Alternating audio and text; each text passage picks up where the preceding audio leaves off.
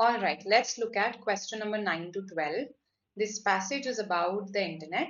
Not very difficult language, I would say, and it has a pretty different take on the internet. It talks about how it is very difficult to define the term, and then he talks about two of the authors, E.H. Smith and Ben Tarnoff, who actually engage with this problem of defining the internet in a different way. In that, they are very comfortable in using the term internet. They talk about how it came about. They, in a way, trace the history of it in that sense. And then he talks more about Smith's book and how Smith is critical, of course, of the digital public sphere, and he is critical also because he is not able to resist it. So he feels that it's a moral failing on his part. So that's what has been discussed in this RC passage. Coming to the questions. Question 9. None of the following statements can be inferred from the passage except. So two negatives here. None can be inferred except. So basically it's asking you what can be inferred. So let's see which of them is a valid inference. The internet is only superficially intertwined with our culture and politics.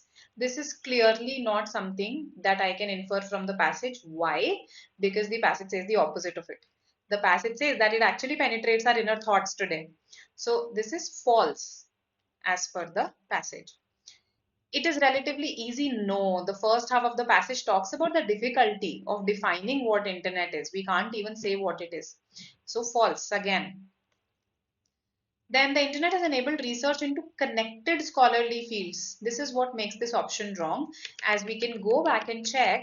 These are discrete scholarly fields that have been defined. This is here.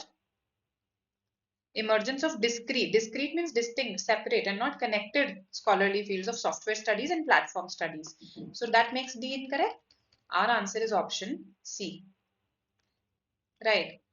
The internet is difficult to resist actively for most people. And how can this be inferred? Because when Smith says that he is not able to resist it, towards the end, Smith says this, that he is not able to resist this, the author comments by saying many of us will be able to relate. That means many of us also face this same thing, that we are not able to resist it. So that is why I can say that C can be inferred safely while others are actually false. That is what makes this question easy. 3 false options.